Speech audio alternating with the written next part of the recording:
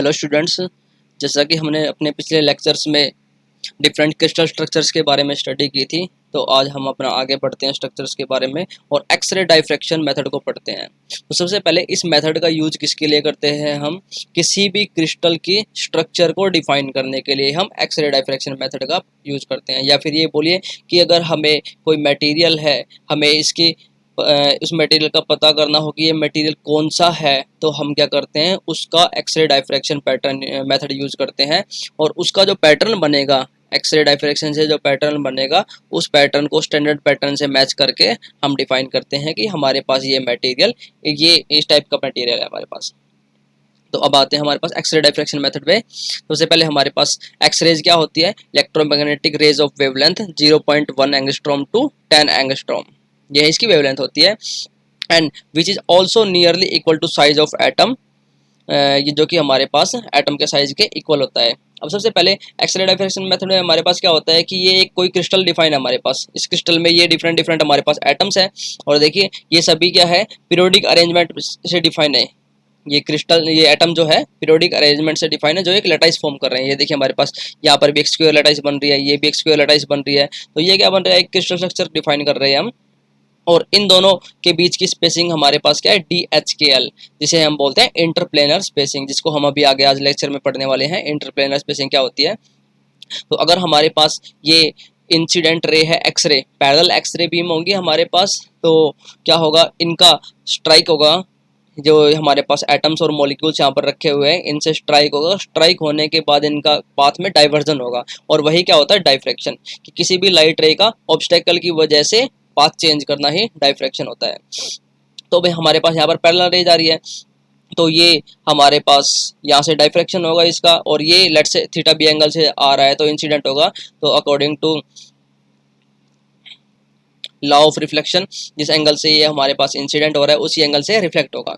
और ये हमारे पास कोई सेकंड रे है इसके पैरेलल फर्स्ट वन के, तो ये इसके पास से गुजरेगी, इस सिस्टम से स्ट्राइक नहीं कर रही है, क्योंकि अगर ये भी स्ट्राइक करेगी यहाँ से तो क्या होगा, इसका पाथ डाइवर्ट हो जाएगा यहीं से। तो ये स्ट्राइक ना करके इसके पास से निकल रही है और ये यहाँ से स्ट्राइक करके इस पाथ, इस एटम से और वापस जा रही है हमारे पास ये। तो अब देखिए यहाँ से हमारे पास ये जो फर्स्ट रे है और सेकंड रे है, इन दोनों के पाथ में कुछ डिफरेंस आ गया है। इसका मतलब इस वाली रे को कुछ डिफरेंट पाथ कवर करना पड़ रहा है और इस वाली रे को डिफरेंट पाथ कवर करना है। इसको हम ये भी समझ सकते हैं कि इसने ज़्यादा कम डिस्टेंस ट्रेवल किया और इस वाली रे ने ज़्यादा डिस्टेंस ट्रेवल करी है। तो यहाँ से हम पाथ डिफरेंस फाइंड आउट करेंगे। तो देखिए अगर हम यहाँ से देखें, यहाँ से हमने एक पैरेलल, ये परपेंडिकुलर डिफाइन किया, यहाँ से हमने परपेंडिकुलर डिफाइन किया, और देखते हैं कि ये जो रे इसने ये पाथ ट्रेवल किया है और सेकंड वाली रे ने ये वाला एक्स्ट्रा पाथ यूज किया है, तो यही हमारे पास क्या होगा, पाथ डिफरेंस। तो अब हम एक्सरे की प्रॉपर्टीज के बारे में पढ़ते हैं। सबसे पहले x-ray method is used to find out crystal structure of the solids and also used in x-ray crystallography. जैसा कि हमने स्टार्टिंग में बताया था कि एक क्रिस्टल स्ट्रक्चर को डिफाइन करने के लिए यूज करते हैं हम। अब आता है, in this method firstly diffraction occur and after that interference takes place. कि ये जो हमारे पास है एक्सरे डाइफ्रैक्शन मेथड, इसमें टू फिनोमिना को हम स्टडी करते हैं। इनिशियली हमारे पास डाइफ्रैक्शन ऑब्जर्व होता है और उसके बाद हम इंटरफेरेंस को ऑब्जर्व करते हैं। वहीं से हम अपनी पाथ डिफरेंस की कंडीशन को फाइंड आउट करते हैं और हमें पता है कि हमारे पास कंस्ट्रक्टिव इंटरफेरेंस के लिए जो फेस डिफरेंस है डेल फाई इक्वल्स टू भी 2n पाई होना चाहिए। ये हमारे पास कंडीशन होती है कंस्ट्रक्टिव इंटरफेरेंस के लिए, और वही डिस्ट्रक्टिव इंटरफेरेंस के लिए होती है हमारे पास del phi is equal to भी 2n+1 इंटू पाई। इसका मतलब क्या है, del phi, what is del phi? Phase difference या फिर फेस चेंज भी बोल सकते हैं हम इसको। ये क्या है, इवन इंटीजर मल्टीपल ऑफ पाई, और ये क्या है, ऑड इंटीजर मल्टीपल ऑफ पाई। अब आगे आता है फेस डिफरेंस का फॉर्मूला क्या होता है। Phase difference is defined bye 2 pi by lambda into path difference. ये फॉर्मूला काफी न्यूमेरिकल्स में यूज किया जाता है और हम यहाँ पर भी यूज करेंगे।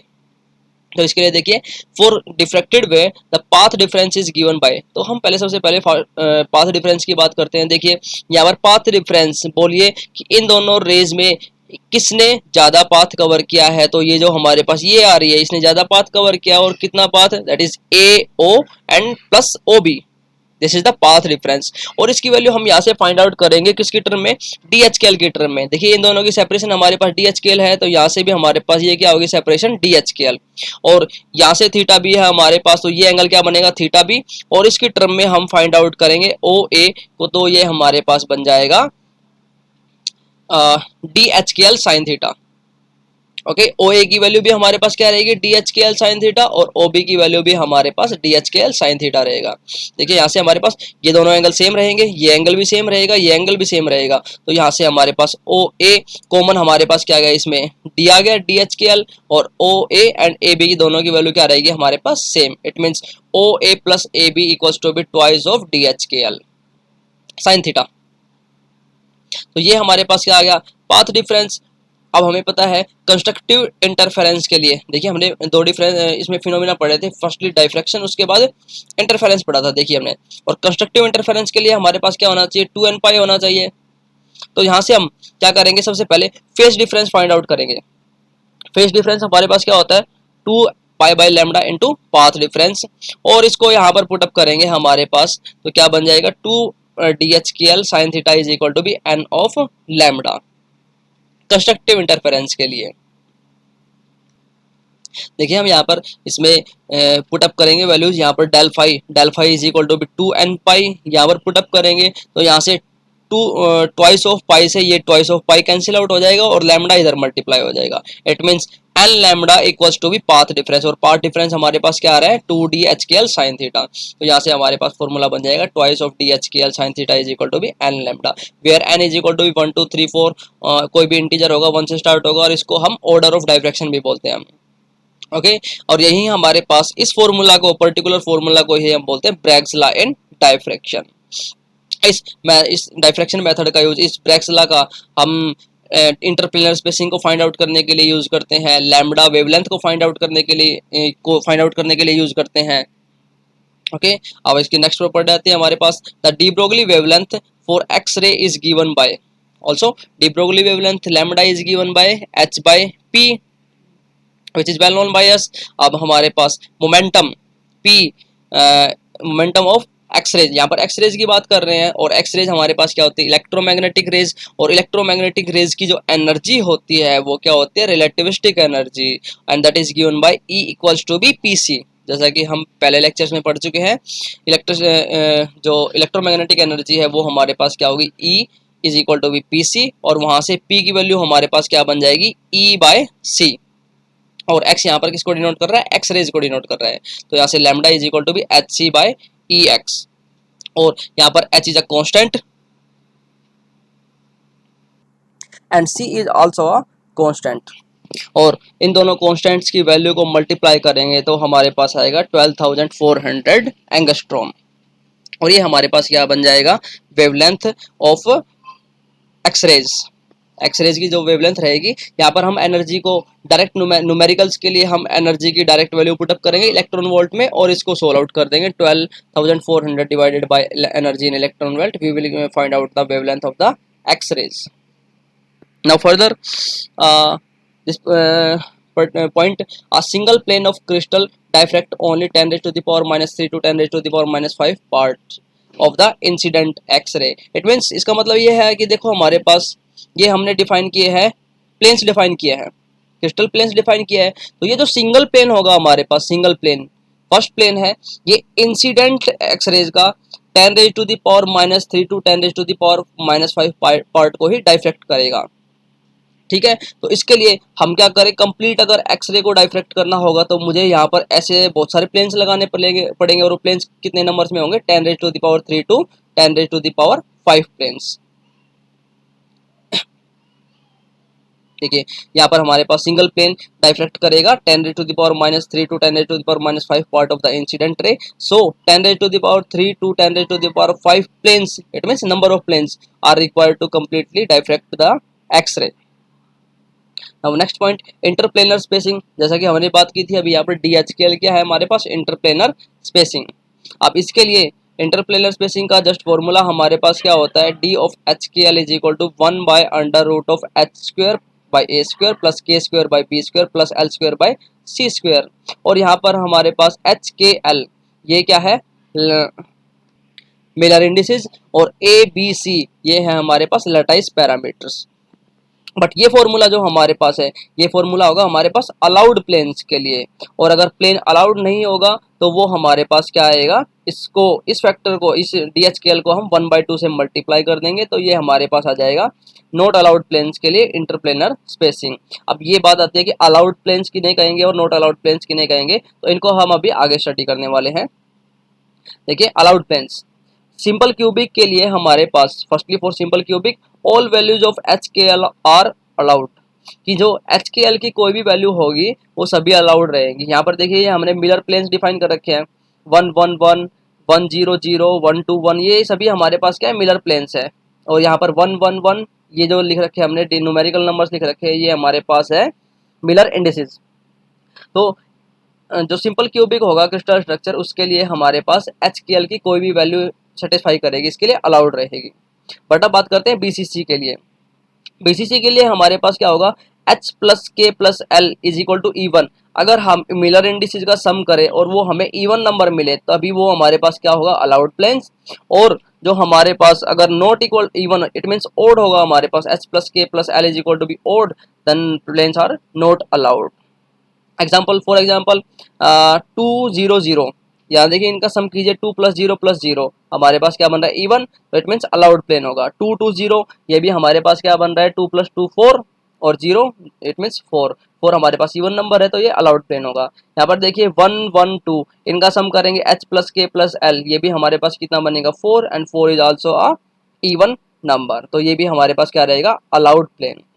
अब इसकी जगह हम क्या लेकर चले, अगर सपोज 111 है हमारे पास, तो इन सभी का सम क्या होगा हमारे पास, 1 + 1 + 1 3, जो कि हमारे पास ओड नंबर है तो वो क्या होगा, नॉट अलाउड प्लेन होगा। अब इस प्लेन के लिए अगर हमें क्या फाइंड आउट करना हो, इंटरप्लेनर स्पेसिंग फाइंड आउट करनी हो, तो उसके लिए नॉट अलाउड प्लेन्स के लिए हम 1/2 फैक्टर से इसको मल्टीप्लाई करके इसकी इंटरप्लेनर स्पेसिंग की वैल्यू फाइंड आउट करेंगे। जैसा कि ये हमने जितने भी प्लेन्स डिफाइन किए हैं ये अलाउड प्लेन्स हैं, तो इन सभी के लिए हमारे पास इंटरप्लेनर स्पेसिंग ये फॉर्मूला लगेगा।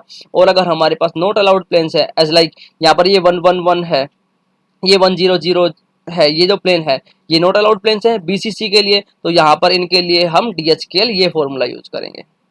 आगे बढ़ते हैं FCC के लिए। FCC के लिए if HKL all are odd और HKL ऑल आर इवन, अगर ये सभी नंबर्स या तो ओड हो या फिर इवन हो तभी हमारे पास क्या रहेगा, अलाउड प्लेन्स रहेंगे, अदरवाइज नॉट अलाउड। जैसा कि ये देखिए 111, 200, 222, 131, इन सभी मिलर प्लेन्स में हम देख रहे हैं कि जो हमारे पास HKL या तो सभी ओड नंबर है या फिर सभी इवन नंबर्स है, तो ये अलाउड प्लेन्स रहेंगे। अब आता है डायमंड क्यूबिक के लिए। डायमंड क्यूबिक के लिए हमारे पास हमें पता है डायमंड क्यूबिक 2 FCC लटाइस का पेनिट्रेशन है, बट वहाँ पर एक कंडीशन और आ जाती है कि हमारे पास सेकंड पॉइंट होगा वो 4th पोजीशन पे रहेगा डायगोनल की। तो उसके लिए अलाउड प्लेन्स क्या होगा, या तो सभी क्या हो हमारे पास ओड नंबर हो, जितने भी HKL क्या हो ओड नंबर्स हो, या फिर दूसरा अगर सभी HKL इवन नंबर्स हो तो उनका क्या होना पड़ेगा, H plus K plus L क्या होगा, डिविजिबल बाय 4 होना चाहिए। एज लाइक देखिए हमारे पास यहाँ पर ये जो हमने FCC लटाइस के लिए लेकर चल रहे हैं 200, ये सभी इवन नंबर है हमारे पास, तो ये FCC के लिए अलाउड होंगे। लेकिन इनका अगर सम करेंगे 2 + 0 तो ये हमारे पास 2 बन रहा है जो कि 4 से डिविजिबल नहीं है कम्प्लीटली, तो ये डायमंड क्यूबिक के लिए अलाउड नहीं होगा। ये यहाँ पर 2 + 2 + 2 6 बन रहा है, तो ये भी 4 से कम्प्लीटली डिविजिबल नहीं है, तो ये भी डायमंड क्यूबिक के लिए अलाउड नहीं होगा। डायमंड क्यूबिक के लिए अलाउड कौन सा होगा, देखिए ये 220, यहाँ पर इनका सम हमारे पास क्या बन रहा है 4, it means 4/4 1 completely divisible by 4, तो ये प्लेन हमारे पास अलाउड होगा डायमंड क्यूबिक के लिए। सिमिलरली 400 हो गया, 440, ये सभी प्लेन्स अलाउड रहेंगे। अब बताएं NaCl के लिए, NaCl स्ट्रक्चर का वही रहेगा जो हमारे पास FCC स्ट्रक्चर का होगा, या तो हमारे पास HKL सभी इवन हो या फिर HKL सभी ऑड हो। अब आता है H² + K² + L² रेशियोज। अब हम मिलर इंडिसेस है उनके स्क्वायर के जो एडिशन है उनका रेशियो की बात करेंगे, तो सबसे पहले सिंपल क्यूबिक के लिए हमें पता है कि सभी प्लेन्स अलाउड होंगे, और ये जो रेशियो हमने डिफाइन कर रखा है 1:2:3:4 ये डिफाइन कर रखा है, ये हमने क्या कर रखा है H² + K² + L² इस कंप्लीट की value lower to higher define कर रखी है। तो यहाँ से इनका जो रेशियो बनेगा, जैसे कि इनिशियली प्लेन लेके चल रहा हूँ मैं 1 0 0, तो उसके लिए h स्क्वायर प्लस के स्क्वायर प्लस एल स्क्वायर क्या बन गया 1। सेकंड प्लेन में लेके चल रहा हूँ 1 1 0, तो उसके लिए हमारे पास 2 बन गया। थर्ड प्लेन 1 1 1 लेकर चल रहा हूँ तो मेरे पास इसके लिए 3 बन गया। इस तरीके से आगे बढ़ते चलेंगे, लेकिन यहाँ पर आपको ध्यान रखना है कि इस रेशियो में 7 नंबर एक्सक्लूड होता है, कि कोई इनका अगर स्क्वायर का सम करते हैं इन सभी का तो 7 नंबर हम कभी भी डिफाइन नहीं कर सकते। तो इसके लिए हम यहाँ पर 7 को यूज नहीं करेंगे और रेशियो बनेगा 1 2 3 4 5 6 6 आफ्टर 6 8 9 10। फॉर बीसीसी ये रेशियो हमारे पास बनेगा 2 4 6 8 10 12। ओके, और इसको हम जनरली अगर इसको कंप्लीट को 2 से डिवाइड कर दे तो ये रेशियो हमारे पास 1 2 3 4 5 6। अब बीसीसी के लिए 7 इंक्लूड होता है, आपको ये बात ध्यान रखनी होगी। 12 के बाद 14 आएगा और 14 को 2 से डिवाइड करेंगे तो हमारे पास 2 से डिवाइड करेंगे तो 7 बनेगा। तो सिंपल क्यूबिक और बीसीसी को अगर हम डिफाइन करें रेशियोज में तो इसके लिए सिंपल क्यूबिक में यहाँ पर 7 डिफाइन नहीं होता है और बीसीसी के लिए यहाँ पर 7 डिफाइन होगा। अगर 2 की टर्म्स में गिवन है तो हमारे पास ये बनेगा। अगर 2 से डिवाइड कर रखा है तो हमारे पास 1 2 3 4 5 6 7 8 9 ये बनेगा रेशियो। फॉर एफसीसी ये रेशियो हमारे पास 3 4 8 11 12 रेशियो बनेगा। फॉर डायमंड क्यूबिक 3 8 11 और ये NaCl के लिए ये हमारे पास रेशियो बनेगा। ध्यान रखना ये रेशियो हमने कहाँ से डिफाइन किए हैं, अलाउड प्लेन्स के लिए। जैसे हमने यहाँ पर एग्जांपल्स के लिए बोला था, यहाँ पर देखिएगा 1 1 1, सबसे पहले फर्स्ट प्लेन यही डिफाइन होगा, ऑल आर ओड या फिर ऑल आर इवन। तो ओड के लिए हमारे पास सबसे पहले 1 1 1 डिफाइन होगा, इनका स्क्वायर करके सम कीजिए हमारे पास कितना बनेगा 3। सेकेंड का स्क्वायर करके सम कीजिए कितना बनेगा हमारे पास 4 बनेगा। और सेकेंड इसके बाद थर्ड प्लेन हमारे पास बनेगा 2 2 0, उसका बनेगा हमारे पास 8। तो ये देखिए रेशियो हमारे पास 3 रेशियो 4 रेशियो 8 रेशियो 11, इस तरीके से हमारे पास रेशियो बनेगा। अब आता है हमारे पास नेक्स्ट टॉपिक रेसिप्रोकल लैटाइस। अब रेसिप्रोकल लैटाइस क्या होते हैं अब तक जो हमने पढ़ा था वो सभी हमारे पास थे डायरेक्ट लैटाइस, ठीक है, जिनमें हम क्या करते थे जो यूनिट है वो लेंथ में यूज करते थे। लेकिन रेसिप्रोकल लैटाइस होंगे कि ऐसे लैटाइस जिनको हम लेंथ इनवर्स की यूनिट में डिफाइन करते हैं। इट मींस डायरेक्ट लैटाइस के रिवर्स की बात करेंगे, डायरेक्ट लैटाइस के इनवर्स की बात करेंगे हम यहाँ पर। तो ये यूज किया जाता है, किस लिए किया जाता है, ये यूज किया जाता है हमारे पास डाइफ्रैक्शन पैटर्न को ऑब्जर्व करने के लिए, क्योंकि डाइफ्रैक्शन पैटर्न में डायरेक्ट लैटाइस वो एक्यूरेट वैल्यू नहीं दे पाती जितना कि हमारे पास रेसिप्रोकल लैटाइस एक्यूरेट वैल्यू देंगी। तो अब हम इसको आगे पढ़ते हैं। सबसे पहले इसके डायरेक्ट लैटाइस के बारे में पढ़ते हैं। डायरेक्ट लैटाइस क्या होती है, if the lattice is defined by position space and their lattice points are arranged to their position, तो हमारे पास जो लैटाइस रहेगी वो क्या कहलाएगी, direct lattice. It means position space में डिफाइन करेंगे, एक्स वाई जेड में डिफाइन करेंगे तो वो डायरेक्ट लैटाइस रहेगी। और दूसरा ये बोल सकते हैं if the lattice is measured in the unit of length then it is direct lattice, तो ये हमारे पास क्या रहेगी, डायरेक्ट लैटाइस। दूसरा हमारे पास रेसिप्रोकल लैटाइस। अब रेसिप्रोकल लैटाइस क्या रहेगी कि एक ऐसी लैटाइस जिसको हम डिफाइन करें मोमेंटम स्पेस या फिर बोलिए के स्पेस। ये वैसे के हम यूज करते हैं wave vector, but K is related to momentum because of P equals to B H cross K, जो कि हम क्वांटम मैकेनिक्स में पढ़ते हैं momentum, quantum mechanical momentum is equal to B H cross K. तो यहाँ पर हम के को मोमेंटम की तरह ट्रीट करते हैं क्वांटम मैकेनिक्स में, तो मोमेंटम स्पेस को हम क्या बोलेंगे, के स्पेस ही डिफाइन करेंगे। तो जो हमारे पास ऐसी लैटाइस उसको हम के स्पेस बोले या फिर मोमेंटम स्पेस बोलिए, उससे डिफाइन करेंगे तो वो वहाँ पर हमारे पास क्या रहेगा, रेसिप्रोकल लैटाइस। और उनके लैटाइस पॉइंट्स डिफाइन होंगे according to their momentum value. और अगर दूसरी डेफिनेशन बोलना चाहे तो इसके लिए if the lattice is measured in unit of length inverse, it mean length -1, क्योंकि हमारे पास k इज इक्वल टू भी क्या होता है 2 pi by lambda. 2 pi is a unitless quantity and lambda is wavelength. Wavelength की यूनिट क्या होती है हमारे पास, लेंथ मीटर, मीटर होती है। तो यहाँ से ऊपर जाएगा तो मीटर इनवर्स, इट मींस हम इसको यूज कर सकते हैं लेंथ इनवर्स। तो हमारे पास कोई एक ऐसी लैटाइस जिसको हम लेंथ इनवर्स की टर्म में डिफाइन करें तो वो हमारे पास होगी रेसिप्रोकल लैटाइस।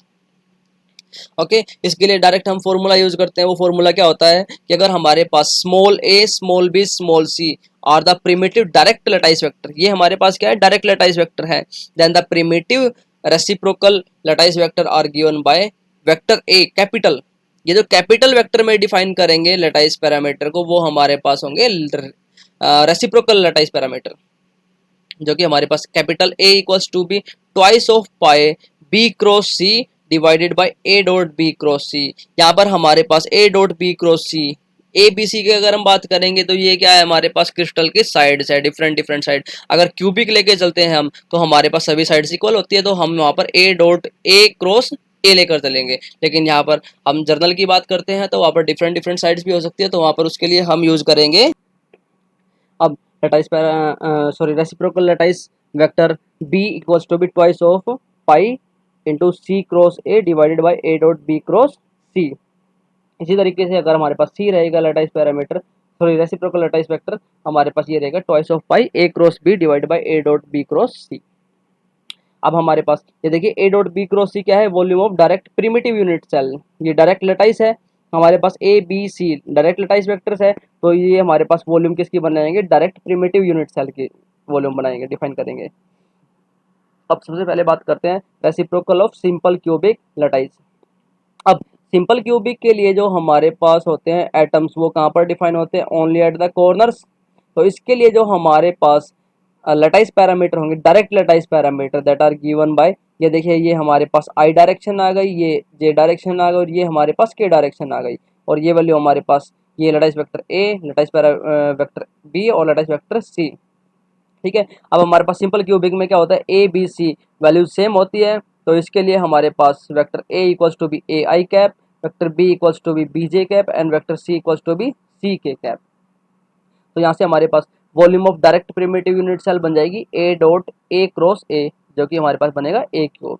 अब इसको फॉर्मूला में पुटअप करेंगे, twice of pi B cross C divided by A dot B cross C. इन सभी की वैल्यू पुटअप करेंगे, मैग्नीट्यूड सभी का इक्वल है, A equals to B equals to C, सभी को हम ए लेकर चल रहे हैं, तो यहाँ पर भी ए ये बन जाएगा हमारे पास ए जे कैप क्रॉस ए के कैप।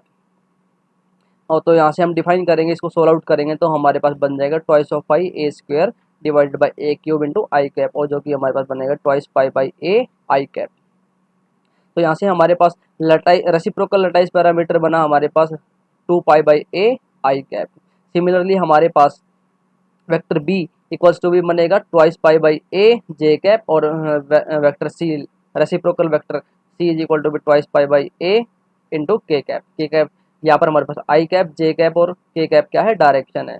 अब देखिए यहाँ से अगर हम इन दोनों को कंपेयर करें, vector a is equal to B A I cap, vector b is equal to b J cap, vector C is equal to c cap, और हमारे पास यहाँ से क्या बन रहा है, vector a is equal to B twice pi by a I cap, twice pi by a j cap and twice pi by a k cap.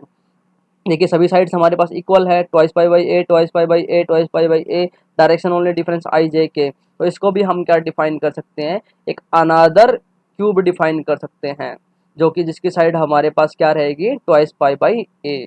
देखिए यहाँ से, so we can say that reciprocal lattice vector of a simple cubic unit cell is also forms a cube of side twice pi by a. और अगर हम बात करें volume of reciprocal primitive unit cell की बात करें, तो वो हमारे पास क्या आ जाएगी, ट्वाइस पाई बाई ए का whole cube. It means twice pi का whole cube divided by a cube. A cube जो हमारे पास है वो बनेगा डायरेक्ट लटाइस की वॉल्यूम। डायरेक्ट जो हमारे पास यूनिट सेल था, डायरेक्ट लटाइस पैरामीटर से डिफाइन जो यूनिट सेल था, उसकी वॉल्यूम रहेगी, वीडी से डिफाइन करेंगे अब इसको। नेक्स्ट आता है हमारे पास reciprocal of body centered cubic. अब सबसे पहले हमारे पास ये क्या है कि ये हमारे पास बॉडी सेंटर्ड क्यूबिक स्ट्रक्चर के लिए डायग्राम है। तो सबसे पहले जो हमारे पास किसी भी स्ट्रक्चर की जो डिफाइन करते हैं हम, उसके लिए एक पर्टिकुलर प्रॉपर्टी होती है, और बॉडी सेंटर्ड क्यूबिक की वो पर्टिकुलर प्रॉपर्टी या फिर बोले आइडेंटिफिकेशन क्या होती है, बॉडी सेंटर पे एटम रखा होता है। तो यहाँ पर जो हमारे पास लटाइस वेक्टर डिफाइन होंगे ए बी और सी, वो डिफाइन किए जाएंगे हमारे पास बॉडी सेंटर्ड एटम से। तो अगर हमारे पास ये देखिए डिफरेंट डिफरेंट हमारे पास क्या है, एक यूनिट सेल, एक सॉरी एक क्रिस्टल है, क्रिस्टल के ये हमारे पास 3 जॉइंट यूनिट सेल है। तो यहाँ इस सेंटर से हमारे पास इस बॉडी सेंटर की तरफ जो मिलेगा वो हमारे पास सी रहेगा लटाइस वेक्टर, ये ए वेक्टर रहेगा इस वाले का बॉडी सेंटर, और ये थर्ड वन जो यूनिट सेल है इसका body centre lattice vector B रहेगा। जैसा कि ये देखिए यहाँ पर, ये देखिएगा यहाँ से, ये हमारे पास 3 यूनिट सेल्स है बीसीसी की, ये बॉडी सेंटर्ड एटम है हमारे पास, और इस सेंटर इस कॉर्नर एटम से इस बॉडी सेंटर को जो वेक्टर मिलाएगा वो हमारे पास क्या होगा, लटाइस वेक्टर ए। इस कॉर्नर से इस बॉडी सेंटर्ड एटम को जो मिलाएगा वो हमारे पास होगा lattice parameter B, lattice vector B. और इस कॉर्नर एटम से इस बॉडी सेंटर्ड एटम को, इस यूनिट सेल के बॉडी सेंटर एटम को मिलाएगा, कनेक्ट करेगा, वो हमारे पास होगा लटाइस वेक्टर सी। ठीक है, तो अब यहाँ से हमारे पास देखिए कि जो वेक्टर ए है उसको डिफाइन करने की जो इसकी वैल्यू हमारे पास होगी, उसमें देखिए यहाँ पर देखिए हमारे पास लटाइस वेक्टर ए में तीनों डायरेक्शन डिफाइन हो रही है, तीनों, इट मीन्स एक्स भी हो रही है डिफाइन, वाई भी डिफाइन हो रही है और जेड भी डिफाइन हो रही है। लेकिन जेड हमारे पास कहाँ पर चला गया, माइनस में चला गया, जेड डाउनवर्ड में आ रहा है क्योंकि ए वेक्टर हमारे पास डाउनवर्ड में आ रहा है। लेकिन एक्स में इधर पॉजिटिव और वाई में पॉजिटिव है, लेकिन इसकी सेपरेशन बॉडी सेंटर है, बॉडी सेंटर्ड एटम की सेपरेशन क्या होगी, हाफ पे होगी यहाँ से हमारे पास। तो इसकी वैल्यू क्या बन जाएगी, a/2 i cap plus j cap और माइनस के कैप। इसी तरीके से अगर हम बॉडी लटाइस पैरामीटर बी की बात करेंगे तो इसके लिए हमारे पास क्या बन जाएगा, a/2 इंटू, अब इसमें प्लस कौन कौन से हमारे पास, जे कैप प्लस है, के कैप प्लस है, लेकिन आई कैप देखिए पीछे की तरफ चला गया, इधर एक्स एक्सिस हमारे पास नेगेटिव में लेके चलेंगे तो आई कैप हमारे पास क्या बन जाएगा, माइनस में बन जाएगा। और इसी तरीके से लटाइस वेक्टर सी को भी डिफाइन करेंगे हम। तो देखिए यहाँ से lattice vector A equals to b a/2 i cap plus j cap minus k cap, lattice vector b is equal to a/2 minus i cap plus j cap and plus के cap, and lattice vector C equals to b a/2 i cap minus j cap plus के cap. अब volume of direct primitive lattice vector का find out करेंगे, वही formula हम use करेंगे, इसमें इन सभी वैल्यूज को पुट अप करेंगे तो हमारे पास रिजल्टेंट बनेगा a³/2। इन सभी की बी और सी की क्रॉस प्रोडक्ट फाइंड आउट करेंगे और ए के साथ डॉट प्रोडक्ट फाइंड आउट करेंगे। सबसे पहले अगर हमें क्रॉस प्रोडक्ट फाइंड आउट करनी है, क्रॉस प्रोडक्ट के लिए हम ये फॉर्मूला यूज करते हैं जो हम डिटरमिनेंट मेथड से फाइंड आउट करते हैं। इसमें हमारे पास डायरेक्शन भी डिफाइन होती है आई जे के, और ये हमारे पास क्या है, ये आई के रेस्पेक्ट में जो हमारे पास कोफिशिएंट है, ये जे के रेस्पेक्ट में जो कोफिशिएंट है, और ये के रेस्पेक्ट में जो कोफिशिएंट है, किसके लिए, वेक्टर बी के लिए। अब यहाँ से देखो हमारे पास a/2 बी के लिए क्या डिफाइन है, माइनस आई कैप, a/2 को मल्टीप्लाई करेंगे माइनस आई कैप से तो हमारे पास इसका कोफिशिएंट क्या बन गया, माइनस a/2, जो कि हमने माइनस a/2 यहाँ पर यूज कर रखा है। जे कैप के लिए क्या बनेगा, प्लस a/2, प्लस साइन है हमारे पास, क्या बन गया a/2। इसके लिए के कैप के लिए ऑल्सो हमारे पास a/2 ही डिफाइन हो गया। ठीक है, अब वेक्टर सी के लिए ये बात करेंगे, ये थर्ड रो हमारे पास किसके लिए रहेगी, वेक्टर सी के लिए रहेगी। वेक्टर सी के लिए देखिए आई कैप प्लस में है तो a/2 आ गया प्लस में, ये हमारे पास जे कैप क्या है, माइनस के लिए, माइनस में डिफाइन है तो a/2 क्या बन जाएगा, माइनस, और के कैप प्लस में बन जाएगा। तो यहाँ से इस डिटरमिनेंट को सोल्व आउट करेंगे तो हम फाइंड आउट कर लेंगे b क्रॉस सी, और फिर a के साथ उसकी डॉट प्रोडक्ट फाइंड आउट करेंगे तो हमारे पास रिजल्ट आएगा a³/2। अब इस वॉल्यूम को पुटअप करेंगे, a³/2 हमने यहाँ पर पुटअप किया, और b क्रॉस सी को तो हम पहले ही सोल्व आउट कर चुके हैं, तो यहाँ पर हम इसको सोल्व आउट करेंगे तो हमारे पास रिजल्ट बनेगा twice pi by a i plus j. इसी तरीके से अगर हम वेक्टर बी फाइंड आउट करेंगे, reciprocal vector b find out करेंगे तो वो हमारे पास बनेगा twice pi by a j plus के कैप, और रेसिप्रोकल वेक्टर सी बनेगा वो twice pi by a k plus I cap बनेगा। अब अगर हम बात करें volume of reciprocal lattice vector, जो कि हमारे पास क्या होती है a.b क्रॉस सी, लेकिन हम अभी सिंपल क्यूबिक के लिए फाइंड आउट कर चुके थे कि twice pi reciprocal lattice vector की जो वॉल्यूम होगी वो हमारे पास क्या बनेगी, twice pi by cube divided by direct lattice की वॉल्यूम। तो हम यहाँ पर जो डायरेक्ट लटाइस है, उसे डायरेक्ट यूनिट सेल है, उसकी जो वॉल्यूम है उसको डायरेक्टली पुटअप कर देंगे और ट्वाइस पाई बाई क्यूब से यहाँ पर यू पुटअप करके इसे डिवाइड कर देंगे। तो देखिए twice pi by cube divided by V D equals to B, अब वी डी हमारे पास क्या थी, a³/2 ये थी हमारे पास, इसको पुटअप कीजिए हमारे पास बन जाएगा twice of twice pi by a का होल क्यूब। अब नेक्स्ट बढ़ते हैं हम रेसिप्रोकल ऑफ एफसीसी लटाइस। अब एफसीसी लटाइस की जो डेफिनेशन होती है, आइडेंटिफिकेशन होती है, वो कहाँ से होती है, इसकी फेस सेंटर्ड एटम से होती है। तो इस कॉर्नर एटम से जो हमारे पास कॉर्नर बोलिए या फिर ओरिजिन बोलिए, ओरिजिन से हमारे पास जो फेस सेंटर्ड पे जो एटम होंगे वही क्या डिफाइन करेंगे, एफसीसी लटाइस को डिफाइन करेंगे। तो सबसे पहले अगर हम ए वेक्टर की बात करें तो ए वेक्टर में हमारे पास कौन कौन सी डायरेक्शन डिफाइन है, X direction and Y direction. Z का इन्वॉल्वमेंट इसमें 0 है तो ए वेक्टर के लिए, और इसकी देखो हमारे पास लेंथ कितनी रहेगी, हाफ रहेगी, फेस सेंटर पे रहेगा, हाफ इधर से हाफ इधर से, तो ये हमारे पास बन जाएगा a/2 आई प्लस जे। सिमिलरली अगर हम बी वेक्टर की बात करेंगे तो इसमें ए एक्स एक्सिस का कोई इन्वॉल्वमेंट नहीं है, तो हमारे पास आएगा A by two J plus के कैप। इसी तरीके से vector C is equal to B A by two K plus I cap. यहाँ पर ए बी सी हमारे पास क्या है, डायरेक्ट लटाइज वेक्टर्स। अब अगर हम बात करें volume of primitive direct unit cell, वो हमारे पास क्या बन जाएगा, A dot B cross C को फाइंड आउट करेंगे तो ए क्यूब बाई 4 बनेगा। वही फिर से हम बी क्रॉस सी के लिए वही मेथड यूज करेंगे, ये जो हमारे पास मेथड है। देखिए यहाँ पर अब ये जो रो हमारे पास किसके लिए, बी वेक्टर के लिए है। अब वेक्टर बी में हमारे पास देखिए यहाँ पर आई कैप के लिए कोई भी आई कैप डायरेक्शन ही नहीं है हमारे पास, तो आई कैप का जो हमारे पास कोफिशिएंट रहेगा वो 0 रहेगा। जे के लिए ए बाई टू, के लिए ए बाई टू बन गया। लेकिन वेक्टर सी की बात करेंगे तो वेक्टर सी में हमारे पास जे की कोई डायरेक्शन नहीं है, वाई एक्सिस डिफाइन नहीं है, तो हमारे पास वाई के लिए 0 बन गया, ए के लिए ए बाई टू, आई के लिए ए बाई टू बन गया और जे के लिए ए बाई टू बन गया हमारे पास। और वॉल्यूम क्या बन गई हमारे पास डायरेक्ट लटाइज की, ए क्यूब बाई 4। अब फिर primitive unit cell lattice vector find out करेंगे, रेसिप्रोकल लटाइज वेक्टर, तो यही फॉर्मूला में पुटअप करेंगे, बी क्रॉस सी की वैल्यू और ए डॉट से फाइंड मल्टीप्लाई करेंगे तो हमारे पास बनेगा twice pi by a i plus j minus k. और इसी तरीके से बी वेक्टर बनेगा twice pi by a minus i plus j plus के कैप, और C vector equals to B twice pi by a I cap minus j cap plus के cap. ये हमारे पास ए बी सी तो क्या थे, डायरेक्ट लटाइज वेक्टर्स, और capital A capital B capital C क्या है, रेसिप्रोकल लटाइज वेक्टर्स।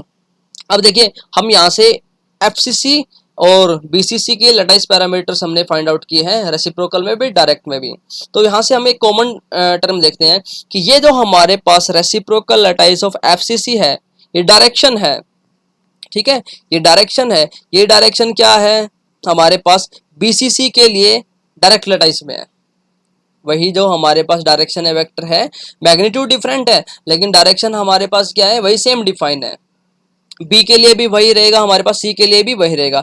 और अगर बात करें कि यहाँ पर बीसीसी के लिए जो हमारे पास रेसिप्रोकल लटाइज वेक्टर की जो डायरेक्शन है, तो वेक्टर ए के लिए आई प्लस जे कैप है, और वही एफसीसी के लिए हमारे पास डायरेक्ट लटाइज में डिफाइन रहेगा।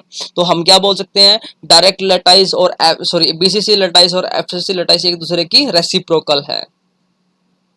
देखिए यहाँ से सबसे पहले volume of reciprocal primitive unit cell find out करते हैं, तो वो हमारे पास क्या बन जाएगा, twice pi by cube divide by V D, V D की वैल्यू पुटअप करेंगे ए क्यूब बाई 4, हमारे पास ये रिजल्ट आ जाएगा।